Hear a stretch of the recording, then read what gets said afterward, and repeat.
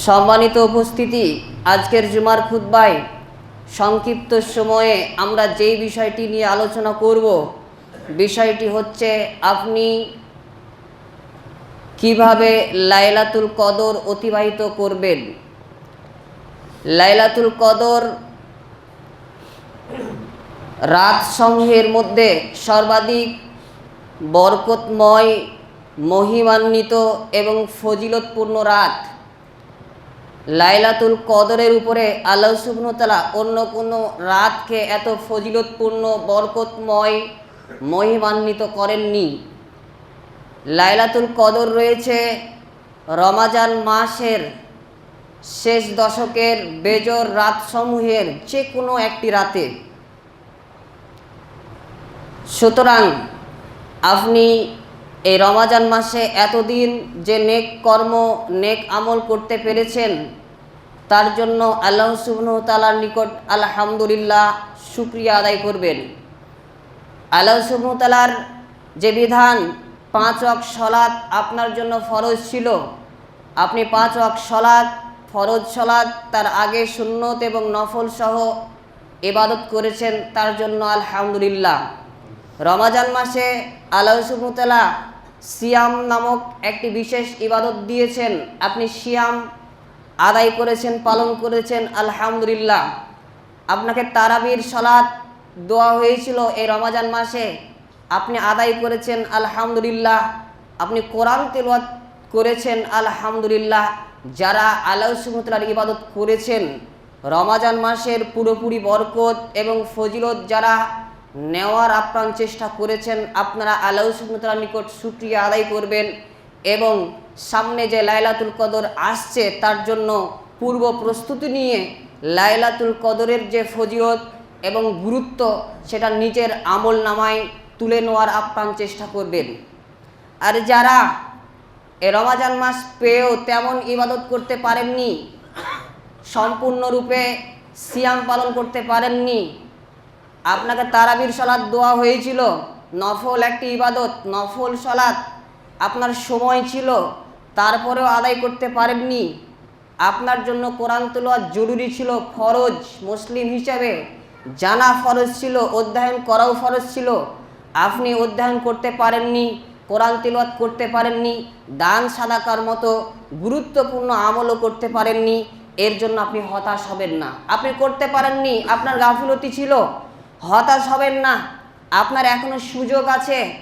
আপনার যতক্ষণ শ্বাস রয়েছে, আপনি যতক্ষণ বেঁচে রয়েছেন, এখনো পশ্চিম দিকে সূর্য উদিত হয়নি, আপনি এখনো মৃত্যুবরণ করেননি, এখন আপনার সুযোগ আছে। এই সুযোগকে আপনি হাতছাড়া করবেন না। সামনে যে লাইলাতুল কদর আসছে, আজকে দৃঢ় সংকল্প নিয়ে এই সংকল্পবদ্ধ হবেন আপনি যে লাইলাতুল কদরে আমি পরিপূর্ণ আল্লাহ সুবহানাহু ওয়া তাআলার ইবাদত করব। এতদিন যা করেছি সমস্ত কিছুকে ভুলে গিয়ে আমি এই লাইলাতুল কদরকে অন্য সেজন্য বাকি যে আমার দিনগুলো রয়েছে, এই দিনগুলো পুরোপুরি কাজে লাগাবো। আল্লাহ সুবহানাহু ওয়া তাআলা বলেন সূরা জুমার সূরা নম্বর 39 আয়াত নম্বর 53, কুল ইয়া ইবাদিল্লাযিনা আসরাফু আলা আনফুসিহিম লা তাকনাতু মির রাহমাতিল্লাহ ইন্নাল্লাহা ইয়াগফিরুয যুনুবা জামিআ ইন্নাহু হুয়াল গফুরুর রহিম। হে নবী, আপনি বলুন, হে আমার বান্দাগণ, যারা নিজেদের উপর জুলুম করেছো, রমাজান মাস এসেছে তারপরও ইবাদত করতে পারোনি, সিয়াম পালন করতে পারোনি, তারাবির সালাত আদায় করতে পারোনি, দান সাদাকা কোরআন তেলাওয়াত করতে পারোনি, অনেক গুনাহের কাজ করেছো, গুনাহে কাবিরা করেছো, ফরজ ইবাদতকে ছেড়ে দিয়েছো, তোমরা আল্লাহ সুবহানাহু ওয়া তাআলার রহমত থেকে নিরাশ হও না। আল্লাহ সুবহানাহু ওয়া তাআলা তোমাদের সমস্ত গুনাহ ক্ষমা করে দিবেন। তোমরা ক্ষমা চাও, মাপ চাই। অতএব এই রমাজান মাসে এখনো সুযোগ আছে, লাইলাতুল কদরের মতো গুরুত্বপূর্ণ রাত হয়ে আছে, আপনি হতাশ হবেন না, ইবাদত করার জন্য প্রস্তুতি গ্রহণ করুন। আল্লাহর রাসূল সাল্লাল্লাহু আলাইহি সাল্লাম এই লাইলাতুল কদরে অধিক পরিমাণে ইবাদত করতেন। তিরমিজি হাদিস নম্বর 796, আম্মাজান আয়েশা রাদিয়াল্লাহু আনহা তিনি হাদিসটি বর্ণনা করছেন। তিনি বলছেন যে আল্লাহর রাসূল সাল্লাল্লাহু আলাইহি সাল্লাম রমাজান মাসের শেষ দশকে এত অধিক পরিমাণে ইবাদত করতেন যা অন্য কোনো সময় এই কঠোর পরিশ্রমের মাধ্যমে সারা রাত্রি জেগে অন্য কোনো সময় আল্লাহ রাসূল সাল্লাল্লাহু আলাইহি সাল্লাম ইবাদত করতেন না। আপনি বুঝছেন যে কত গুরুত্বপূর্ণ একটি রাত।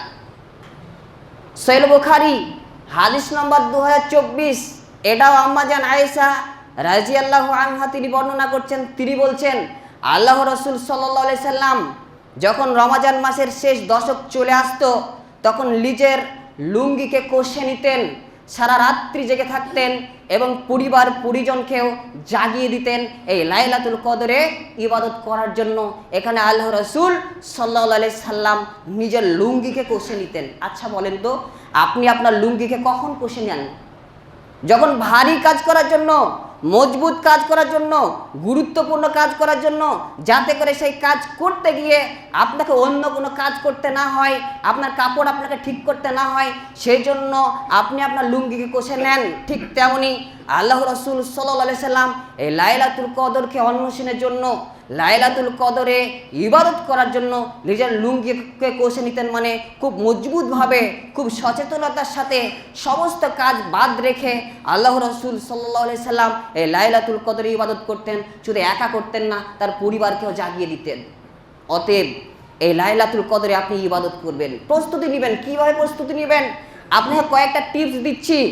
আপনি প্রস্তুতি নেবেন লাইলাতুল কদরে ইবাদত করার জন্য।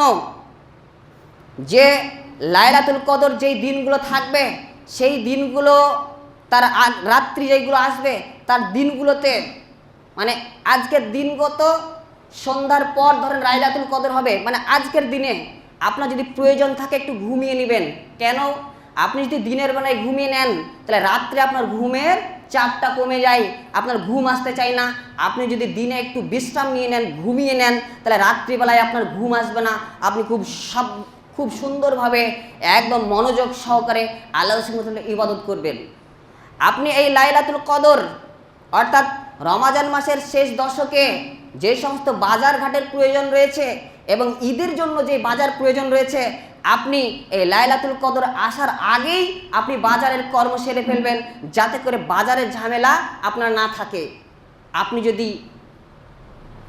আপনার শরীর অসুস্থ থাকে বা আপনি যদি আপনার শরীরের দিকে একটু খেয়াল রাখেন যে সারাদিন কাজ করেছেন, রাত্রিবেলায় জাগতে আপনার সমস্যা হবে, সন্ধ্যার সময় যদি পারেন একটু গোসল করে নেবেন। সন্ধ্যার সময় একটু গোসল করে নেবেন, দেখবেন শরীরে যে ক্লান্তি ভাব, এই ক্লান্তি ভাব দূর হয়ে যাবে যদি গোসল করে নেন। সন্ধ্যার সময় যদি প্রয়োজন থাকে একটু গোসল করে নেবেন, কারণ রাত্রি জেগে আপনাকে ইবাদত করতে হবে।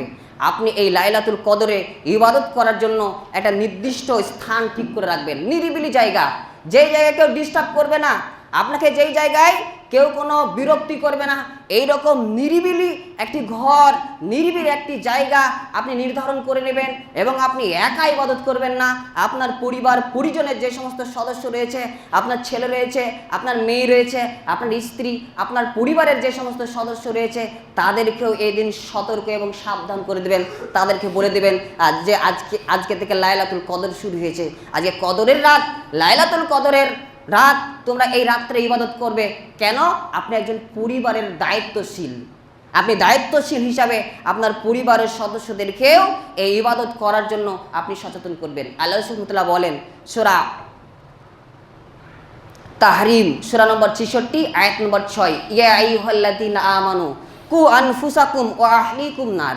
হে ইমানদারগণ, তোমরা নিজেরা যেমন জাহান্নামের আগুন থেকে বাঁচো, তোমরা নিজেরা জাহান্নামের আগুন থেকে বাঁচবে এবং তোমার আহাল পরিবার, ছেলে মেয়ে স্ত্রী যারা রয়েছে, তোমার পিতামাতা যারা রয়েছে, তাদেরকেও জাহান্নামের আগুন থেকে বাঁচানোর জন্য আপ্রাণ চেষ্টা করবে। প্রথমে তুমি নিজে বাঁচবে, তারপরে তোমার আহাল পরিবারকে বাঁচাবে। সহিহ বুখারী হাদিস নম্বর 893, আল্লাহ রাসূল সাল্লাল্লাহু আলাইহি সাল্লাম বলেছেন কুল্লুকুম রাইন ওয়া কুল্লুকুম মাসউলুন আন রাহিয়াতিহি। তোমরা প্রত্যেকেই দায়িত্বশীল এবং নিজ নিজ অধীনস্থদের ব্যাপারে কিয়ামতের মাঠে তোমাদের দায়িত্ব সম্পর্কে জিজ্ঞেস করা হবে। এখানে আল্লাহ রাসূল সাল্লাল্লাহু আলাইহি সাল্লাম বেশ কয়েক শ্রেণীর, 4 শ্রেণীর দায়িত্বশীলের কথা বলেছেন। তার মধ্যে একজন পুরুষ তার পরিবারের দায়িত্বশীল, তার ছেলে মেয়ের উপর দায়িত্বশীল, তার স্ত্রীর উপর দায়িত্বশীল। অতএব এই লাইলাতুল কদরে আপনার পরিবার পরিজনের সদস্যদেরকে সতর্ক এবং সাবধান করে দিয়ে তাদেরকে ইবাদত করার জন্য আহ্বান জানাবেন। লাইলাতুল কদরের গুরুত্ব ফজিলত অসংখ্য রয়েছে, আপনাকে কয়েকটা বলবো, 3 থেকে 4টি গুরুত্ব এবং ফজিলের কথা বলবো। 1, লাইলাতুল কদর। এই লাইলাতুল কদরে আল্লাহ সুবহানাহু ওয়া তাআলা পবিত্র কোরআনকে অবতীর্ণ করেছেন, নাজিল করেছেন। আপনি বুঝতে পারছেন, আপনার সংবিধান, যেই বিধান আপনি কিভাবে চলবেন, কি করবেন, কি করবেন না, সমস্ত ডিটেলস এই পবিত্র কোরআনে দিয়েছেন। আর এই পবিত্র কোরআন লাইলাতুল কদরে আল্লাহ সুবহানাহু ওয়া তাআলা অবতীর্ণ করেছেন। সূরা কদর সূরা নম্বর 97, আয়াত নম্বর 1, আল্লাহ সুবহানাহু ওয়া তাআলা বলেন, ইন্না আনজালনাহু ফি লাইলাতুল কদর। আমি এই কদরের রাত্রে কোরআনকে অবতীর্ণ করেছি। অতএব কোরআন যেহেতু লাইলাতুল কদরের রাত্রে অবতীর্ণ হয়েছে, অতএব এই রাতটা খুব ফজিলতপূর্ণ এবং গুরুত্বপূর্ণ। যেমন আপনাকে ছোট্ট করে একটা উদাহরণ দিই, আপনার সন্তান জানুয়ারি মাসের 24 তারিখে 2018 সালে জন্মগ্রহণ করেছে। সেই জন্য আপনি প্রত্যেক বছর এই জানুয়ারি মাসের 18 তারিখ, জানুয়ারি মাসের 24 তারিখ আপনার সন্তান জন্মগ্রহণ করেছে, সেই জন্য জন্মদিবস পালন করেন কি করেন না? করেন। এটা জায়েজ নয়, তারপর আপনি করুন। খুব মহৎ একটা দিন মনে করেন, আমার সন্তান জন্মগ্রহণ করেছে। ঠিক একইভাবে কোরআন অবতীর্ণ হয়েছে লাইলাতুল কদর, সেই জন্য এই রাতটা খুব মহিমান্বিত এবং খুব গুরুত্বপূর্ণ। অতএব এই কোরআনকে আল্লাহ সুবহানাহু ওয়া তাআলা নাজিল করেছেন এই লাইলাতুল কদরে, সেই জন্য এই রাতকে অনেক মহিমান্বিত আল্লাহ সুবহানাহু ওয়া তাআলা করেছেন। নাম্বার 2, লাইলাতুল কদর হচ্ছে 1000 মাসের থেকে উত্তম। আপনি বুঝতে পারছেন যে আপনি যদি লাইলাতুল কদরে ইবাদত করেন, তাহলে 1000 মাস ইবাদত করে যেই নেকি পাবেন, আল্লাহ সুবহানাহু ওয়া তাআলা এই লাইলাতুল কদরে আপনাকে সেই নেকি দেওয়া হবে। আচ্ছা, আপনি কতদিন বাঁচবেন? আদম সন্তানের গড় বয়স কত? 60 থেকে 70 বয়স। 60 থেকে 70 বছর বাঁচবে, এটা গড় বয়স। এর থেকে বেশি খুব কম মানুষই বাঁচবে। আপনি যদি লাইলাতুল কদরে ইবাদত করেন, তাহলে পরে 1000 মানে কত বছর হচ্ছে? 83 বছর 4 মাস ইবাদত করে যেই নেকি পাবেন। আপনি যদি লাইলাতুল কদরে ইবাদত করেন এবং লাইলাতুল কদর পেয়ে যান, তাহলে পরে এই 83 বছর 4 মাস ইবাদতের নেকি আপনি এই এক রাত্রি পেয়ে যাবেন। আপনি বুঝতে পারছেন? আল্লাহ সুবহানাহু ওয়া তাআলা বলেন সূরা কদর সূরা নম্বর 97, আয়াত নম্বর 2 এবং 3, ওয়ামা আদরাকা মা লাইলাতুল কদর। তুমি কি জানো যে কদরের রাত কি? আল্লাহ সুবহানাহু ওয়া তাআলার বাচনভঙ্গি দেখেন। আল্লাহ সুবহানাহু ওয়া তাআলা বলছেন, তুমি কি জানো হে নবী, তুমি কি জানো কদরের রাত কি? মানে ধরেন একজন ব্যক্তি আসছে, আর আমি আপনাদেরকে বলছি যে এই যে ব্যক্তি আসছে, আপনি জানেন এই ব্যক্তি কে? মানে এই ব্যক্তি খুব গুরুত্বপূর্ণ, এই ব্যক্তি অনেক বড় মাপের একজন ব্যক্তি। ঠিক আল্লাহ সুবহানাহু ওয়া তাআলা ওইভাবে বলছেন, ওমা আদরাকা মা লাইলাতুল কদর। তুমি কি জানো কদরের রাত কি? লাইলাতুল কদরি খায়রুম মিন আলফি শাহর। কদরের রাত হচ্ছে 1000 মাসের চেয়ে উত্তম, 1000 মাসের থেকে উত্তম। অতএব এই লাইলাতুল কদরকে আপনি বেশি বেশি মূল্যায়ন করবেন।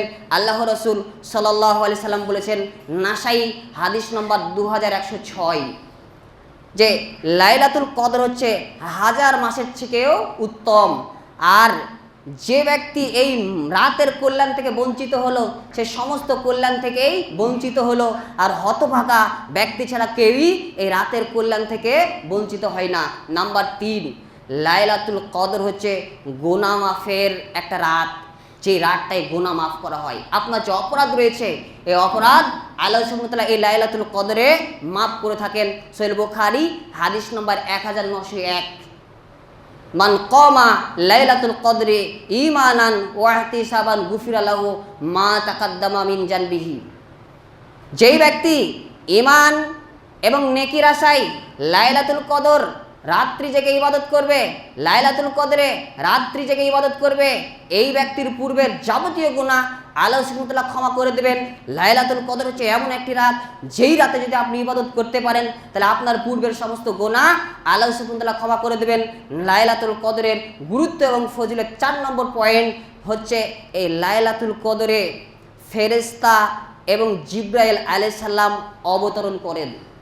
আল্লাহ সুবহানাহু ওয়া তাআলার অনুমতি ক্রমে প্রত্যেকটা কাজে তারা অবতীর্ণ হন এবং 1 বছরের যে কর্ম সম্পাদন হবে, আগামী 1 বছর, এই 1 বছরে যে কর্ম সম্পাদিত হবে, যে কর্ম আপনি করবেন, সেই কর্ম লিপিবদ্ধ করেন। আপনি বুঝতে পারছেন, এটা হচ্ছে লাইলাতুল কদর।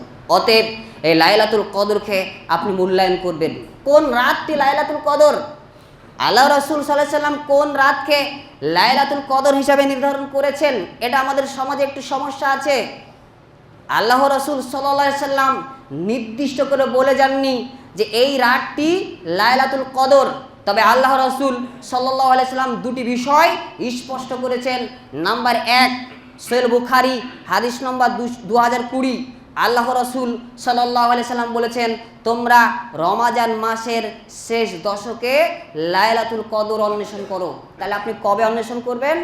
রমাজান মাসের শেষ দশকে। নাম্বার 2, আল্লাহ রাসূল আরও একটু সুবিধা করে দিয়েছেন আমাদের জন্য। আল্লাহ রাসূল সাল্লাল্লাহু আলাইহি সাল্লাম বলেছেন, সহিহ বুখারী হাদিস নম্বর 2017, তোমরা রমাজান মাসের শেষ দশকের বেজর রাত্রিতে লাইলাতুল কদর অন্বেষণ করো। মানে 21, 23, 25, 27 এবং 29 যে 5টি রাত রয়েছে, এই 5টি রাত্রে আল্লাহ রাসূল সাল্লাল্লাহু আলাইহি সাল্লাম লাইলাতুল কদরকে অন্বেষণ করার জন্য আমাদেরকে তাগিদ দিয়েছেন। এর থেকে বেশি কিছু কিন্তু আল্লাহ রাসূল বলেননি। আমাদের সমাজে কোন তারিখে লাইলাতুল কদর হিসেবে গ্রহণ করে মানুষ ইবাদত করে বলেন তো? 27 তারিখ, 27শে রমাজান। 27 তারিখে লাইলাতুল কদর হিসেবে একদম খুব উৎসবের সাথে লাইলাতুল কদরকে উদযাপন করা হয়। অথচ এটা সঠিক মত নয়, এটা একটা সাহাবীর মত। হয়তো যেই সময় এই সাহাবীটি উবাই ইবনে কাব রাদিয়াল্লাহু আনহু, এই উবাই ইবনে কাব রাদিয়াল্লাহু আনহু তার সময়ে এই লাইলাতুল কদর এই 27 তারিখে পেয়েছিলেন, তিনি তার মত দিয়েছিলেন। তবে এই লাইলাতুল কদরকেই আল্লাহ সুবহানাহু ওয়া তাআলা নির্দিষ্ট করে দিয়েছেন 27শে রমাজান। এই চিন্তা ভাবনা, এই আকীদা ঠিক নয়। বরং আপনি 21, 23, 25, 27, 29 যে 5টি বেজর রাত আছে, এই 5টি বেজর রাত্রেই আপনি লাইলাতুল কদরকে অন্বেষণ করবেন। আল্লাহ সুবহানাহু ওয়া তাআলা কেন এই লাইলাতুল কদরের দিন নির্দিষ্ট করে দেননি? আল্লাহ রাসূলকে স্মরণ করিয়ে দিয়েছিলেন, স্বপ্নের মাধ্যমে দেখিয়েছিলেন।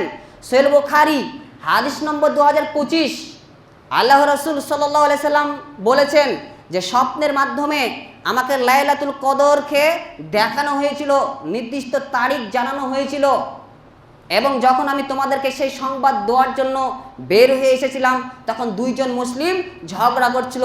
সেই সময় আল্লাহ সুবহানাহু ওয়া তাআলা ভুলিয়ে দিয়েছেন। অতএব আমার মনে হয় এর মধ্যেই তোমাদের জন্য কল্যাণ রয়েছে। তোমরা লাইলাতুল কদরকে অন্বেষণ করো রমাজান মাসের শেষ দশকের বেজর রাত্রির সঙ্গে। আমাদেরকে লাইলাতুল কদর যদি নির্দিষ্ট করে দিতেন যে এই তারিখে লাইলাতুল কদর, 25শে রাত্রি হচ্ছে লাইলাতুল কদর, বা 27শে রাত্রি হচ্ছে লাইলাতুল কদর, 21শে রাত্রি হচ্ছে লাইলাতুল কদর, এটা যদি নির্ধারণ করে দিতেন, আমরা খুব আরাম প্রিয় মানুষ, তাহলে সেই রাতটাকে নির্দিষ্ট করে আমরা ইবাদত করতাম, বাকি রাতগুলো জাগতাম না। আমাদের কল্যাণের জন্য আমরা যাতে 5টি রাত্রি জেগে আল্লাহ সুবহানাহু ওয়া তাআলার ইবাদত করে বেশি পরিমাণে নেকি অর্জন করতে পারি, সেই জন্য আল্লাহ সুবহানাহু ওয়া তাআলা একটা হিকমা স্বরূপ লাইলাতুল কদরকে আমাদের জন্য নির্দিষ্ট করে দেননি। অতএব আপনি নির্দিষ্ট করে 27 তারিখ লাইলাতুল কদরকে গ্রহণ করে ইবাদত করবেন না, বরং আপনি 5টি রাতই জেগে আল্লাহ সুবহানাহু ওয়া তাআলার ইবাদত করবেন। আপনি লাইলাতুল কদরে কি কি ইবাদত করবেন? লাইলাতুল কদরে আপনি বিভিন্ন মুখী ইবাদত করবেন, বিভিন্ন ধরনের। আপনি যদি একই রকম ইবাদত করেন, যদি শুধু সলাতে আদায় করবেন, দেখবেন একটা বিরক্তি ভাব আসে, কারণ আমাদের ইমানটা খুব দুর্বল। সেজন্য বিভিন্ন মুখী আপনি ইবাদত করবেন, ইবাদতে ভ্যারাইটিস রাখবেন। আপনাকে কয়েকটা পরামর্শ দিচ্ছি। 1, আপনি সলাত আদায় করবেন। আপনার যদি সম্ভব হয় আপনি তারাবির সলাতকে ছেড়ে দিয়ে তাহাজ্জুদের সলাত আদায় করবেন। যারা তাহাজ্জুদের সলাত আদায় করেন তারা তারাবি সলাত আদায় করবেন না, তাহাজ্জুদের সলাত আদায় করবেন, শেষ রাত্রের সলাত আদায় করবেন। কারণ হচ্ছে সলাত হচ্ছে এমন একটি ইবাদত, যে ইবাদতটার মাধ্যমে সব থেকে বেশি আল্লাহ সুবহানাহু ওয়া তাআলার নিকট কাছাকাছি যাওয়া যায়, নিকটবর্তী হওয়া যায়। সেই জন্য লাইলাতুল কদরে আপনি আপনার একটা সময়, দীর্ঘ একটা সময় সলাতের জন্য বরাদ্দ রাখবেন। 2 নম্বর, আপনি কোরআন তেলাওয়াত করবেন। আপনার লাইলাতুল কদরকে ভাগ করে নেবেন, সারা রাতকে আপনি ভাগ করে নিয়ে আপনার একটা অংশ থাকবে কোরআন তেলাওয়াতের জন্য। নাম্বার 3, আপনি জিকির আজকার করবেন, গুরুত্বপূর্ণ ফজিলতপূর্ণ যে জিকিরগুলো আছে, সুবহানাল্লাহ, আলহামদুলিল্লাহ, লা ইলাহা ইল্লাল্লাহ, আস্তাগফিরুল্লাহ, সুবহানাল্লাহি ওয়া বিহামদিহি, সুবহানাল্লাহি ওয়া বিহামদিহি, সুবহানাল্লাহিল আযীম, লা ইলাহা ইল্লাল্লাহু ওয়াহদাহু লা শারীকা লাহু, লাহুল মুলকু ওয়া লাহুল হামদু ওয়া হুয়া আলা কুল্লি শাইইন কাদির, আস্তাগফিরুল্লাহাল্লাযী লা ইলাহা ইল্লা হুয়াল হাইয়ুল কাইয়্যুম ওয়া আতুবু ইলাইহি। এইভাবে যে গুরুত্বপূর্ণ জিকিরগুলো রয়েছে, ফজিলতপূর্ণ জিকির রয়েছে, এই জিকিরগুলো করবেন কিছু সময়। নাম্বার 4, আপনি দোয়া করবেন আল্লাহ সুবহানাহু ওয়া তাআলার নিকট। এই রাত্রে আপনার যে অপরাধ রয়েছে, আপনি অনেক গুনাহ করেছেন, অনেক পাপ করেছেন, এই পাপ থেকে আপনার পাপকে আল্লাহ সুবহানাহু ওয়া তাআলার নিকট উপস্থাপন করে এবং ভালো কাজকে, নেক আমলকে ওয়াসিলা বানিয়ে আপনি আল্লাহ সুবহানাহু ওয়া তাআলার নিকট বেশি বেশি দোয়া করবেন এবং এই রাত্রে আপনার জীবনের পাপ থেকে আল্লাহ সুবহানাহু ওয়া তাআলার নিকট ক্ষমা চেয়ে নেবেন, মাপ চেয়ে নেবেন। আপনি নিজের জন্য তো মাপ চাইবেন, আপনার পরিবারের জন্য মাপ চাইবেন, মুসলিম ভাই বন্ধুদের জন্য মাপ চাইবেন, আত্মীয় স্বজনদের জন্য এই কদর রাত্রে আপনি দোয়া করবেন এবং একটি দোয়া বেশি বেশি পরিমাণে পড়বেন, যেটা আল্লাহ রাসূল সাল্লাল্লাহু আলাইহি সাল্লাম পড়তে বলেছেন, যেটা আমাদের লাইলাতুল কদরের দোয়া। তিরমিজি হাদিস নম্বর 3513, এই দোয়াটি বেশি বেশি পড়বেন। লাইলাতুল কদরের আলামত, লাইলাতুল কদরের বেশ কিছু আলামত আছে, আমি শুধুমাত্র দুটো বলবো যদিও সময় শেষের দিকে। নাম্বার 1, আপনি লাইলাতুল কদর পেয়েছেন কিভাবে বুঝবেন? লাইলাতুল কদরের দিন সূর্য উঠবে কিন্তু সূর্যের তেজ হবে না, মেঘাচ্ছন্ন হবে, সূর্য উঠবে, আলো হবে কিন্তু সূর্যের তাপ হবে না। সহিহ মুসলিম হাদিস নম্বর 762। আর একটা হচ্ছে বৈশিষ্ট্য কি? বৃষ্টি হতে পারে, মেঘাচ্ছন্ন ভাব হতে পারে, হালকা বৃষ্টি হতে পারে। সহিহ বুখারী হাদিস নম্বর 2027। এখানে আল্লাহ রাসূল সাল্লাল্লাহু আলাইহি সাল্লাম বলেছেন যে স্বপ্নে আমাকে দেখানো হয়েছিল লাইলাতুল কদর, আমি দেখি যে লাইলাতুল কদরে পানি এবং কাদার মাঝে আমি সিজদা করেছি। অতএব লাইলাতুল কদরের একটা আলামত হচ্ছে বৃষ্টি হতে পারে, হালকা বৃষ্টি হতে পারে, আর আবহাওয়াটা হবে নাতিশীতোষ্ণ, গরমও হবে না, খুব ঠান্ডা হবে না, একদম সুন্দর আমাদের জন্য পারফেক্ট একটা আবহাওয়া হবে। অতএব এই লাইলাতুল কদরে বেশি বেশি পরিমাণে আপনার সামর্থ্য অনুযায়ী, সাধ্য অনুযায়ী ইবাদত করার চেষ্টা করবেন। আর কয়েকটি বিষয় খেয়াল রাখবেন, যাতে করে মসজিদে এসে হই হট্টগোল করবেন না, খাবার নিয়ে ব্যতিব্যস্ত থাকবেন না, এটা আমাদের সমাজের একটা সমস্যা। মসজিদে এসে হই হট্টগোল করে, খাবার নিয়ে ব্যতিব্যস্ত থাকে, মোবাইল নিয়ে ব্যতিব্যস্ত থাকে, এই সমস্ত দিকগুলো আপনার বর্জনীয়। আল্লাহ রাসূল সাল্লাল্লাহু আলাইহি সাল্লাম বলেছেন, ইবনে মাজাহ হাদিস নম্বর 1691, যে অনেক সিয়াম পালনকারী আছে, তাদের এই সিয়াম পালন দ্বারা ক্ষুধার্ত থাকা ছাড়া অন্য কিছু ফল তারা লাভ করতে পারে না। অনেক রাত্রি জাগরণকারী ব্যক্তি আছে, রাত্রে ইবাদতকারী ব্যক্তি আছে, তাদের এই ইবাদত শুধুমাত্র রাত্রি জাগরণ ছাড়া অন্য কিছু ফল লাভ করতে পারে না। অতএব এই লাইলাতুল কদরে একনিষ্ঠভাবে আল্লাহ সুবহানাহু ওয়া তাআলাকে সন্তুষ্ট অর্জনের জন্য, আল্লাহ সুবহানাহু ওয়া তাআলাকে সন্তুষ্ট করার জন্য ইবাদত করবেন। হয় হট্টগোল, খাবার নিয়ে ব্যতিব্যস্ত, মসজিদের মধ্যে হয় হট্টগোল করে বেড়াবেন না। মহান সত্তা আল্লাহ সুবহানাহু ওয়া তাআলা যেন আমাদেরকে এই লাইলাতুল কদরে আমাদের সামর্থ্য অনুযায়ী ইবাদত করার তৌফিক দান করেন। হে আল্লাহ, এই লাইলাতুল কদরের পরিপূর্ণ বরকত এবং ফজিলত যাতে আমরা পেতে পারি, সেই তৌফিক তুমি দান করো। সকলে বলুন আল্লাহুম্মা আমিন।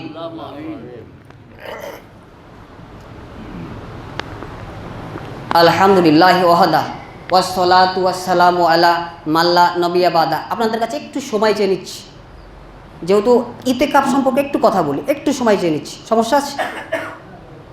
ইতেকাপ আল্লাহ রাসূল সাল্লাল্লাহু আলাইহি সাল্লামের গুরুত্বপূর্ণ একটি সুন্নাহ। আল্লাহ রাসূল সাল্লাল্লাহু আলাইহি সাল্লাম নিয়মিত ইতেকাপ করতেন, তার সাহাবীরা করতেন, তার স্ত্রীরাও ইতেকাপ করতেন, এবং এমনকি আল্লাহ রাসূল সাল্লাল্লাহু আলাইহি সাল্লাম ইতেকাপের কাজাও আদায় করেছেন। কিন্তু বর্তমান সময়ে এই ইতেকাপটা আমাদের মুসলিম সমাজ থেকে আস্তে আস্তে বিলুপ্ত হতে চলেছে। ইতেকাপ মানুষ নিতে চায় না। আপনাদের মসজিদে নেই? অনেক মসজিদ আছে যেগুলোতে নেয় না। আমরা ছোটোবেলায় দেখেছি অনেক মানুষ ইতেকাপ নিতেন, কিন্তু আস্তে আস্তে ইতেকাপ নেওয়ার প্রতি মানুষের যে আগ্রহ, যে প্রবণতা, এটা হারিয়ে যাচ্ছে। অথচ ইতেকাপ হচ্ছে এমন একটি ইবাদত, আপনি যদি বেশি বেশি পরিমাণে ইবাদত করতে চান, তাহলে ইতেকাপ নিয়ে আপনাকে বেশি বেশি পরিমাণে ইবাদত করার একটা আপনার মাধ্যম তৈরি হয়। ইতেকাপ হচ্ছে এমন একটি মাধ্যম বা এমন একটি জিনিস, বেশি বেশি ইবাদত করার একটা পদ্ধতি। আপনি যদি ইতিকাফ নেন তাহলে বেশি বেশি আল্লাহ সুবহানাহু ওয়া তাআলার ইবাদত করতে পারবেন। তাই আপনাদের কাছে বিনীত আবেদন এবং অনুরোধ রাখবো যে এই ইতিকাফটা নেওয়ার চেষ্টা করেন। ইতিকাফ নিলে আপনার অনেক ফজিলত রয়েছে। আল্লাহ রাসূল সাল্লাল্লাহু আলাইহি সাল্লাম বলেছেন, সহিহ বুখারী হাদিস নম্বর 2026, যে আল্লাহ রাসূল সাল্লাল্লাহু আলাইহি সাল্লাম এই রমাজান মাসের শেষ দশকে ইতিকাফ নিতেন, এমনকি তার স্ত্রীরাও নিতেন।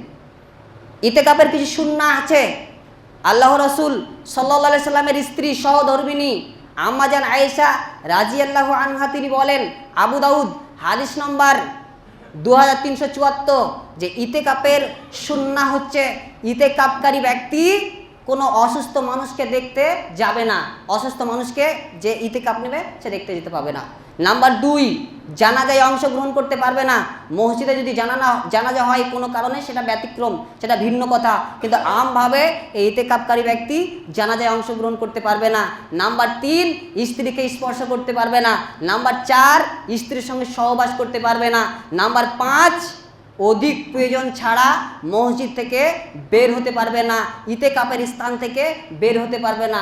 অধিক প্রয়োজন বলতে পেশাব পায়খানা ছাড়া মসজিদ থেকে বা ইতিকাফের স্থান থেকে বের হতে পারবে না। নাম্বার 6, সিয়ামরত অবস্থায় ইতিকাফ নিতে হবে, সিয়াম ছাড়া ইতিকাফ নিবে না। নাম্বার 7, যদি ইতিকাফ নেন তাহলে ইতিকাফ নিতে হবে জুম্মা মসজিদে, জুম্মা মসজিদ ছাড়া অন্য কোনো জায়গায় ইতিকাফ নেওয়া হবে না। অতএব আপনাদের কাছে বিনীত আবেদন এবং অনুরোধ রাখলাম যে ইতিকাফ খুব গুরুত্বপূর্ণ একটি আল্লাহ রাসূল সাল্লাল্লাহু আলাইহি সাল্লামের সুন্নাহ, যেই সুন্নাহটা যদি আপনি গ্রহণ করতে পারেন তাহলে বেশি বেশি পরিমাণে ইবাদত করার একটা সুযোগ পাবেন। তাই আপনারা এই ইতিকাফ নেওয়ার চেষ্টা করেন।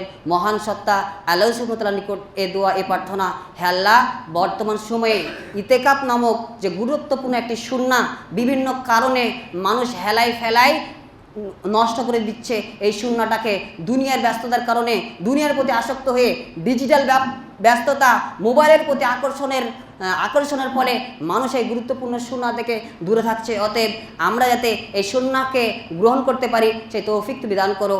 এই বলে জুমার খুতবা শেষ করলাম। আল্লাহুম্মা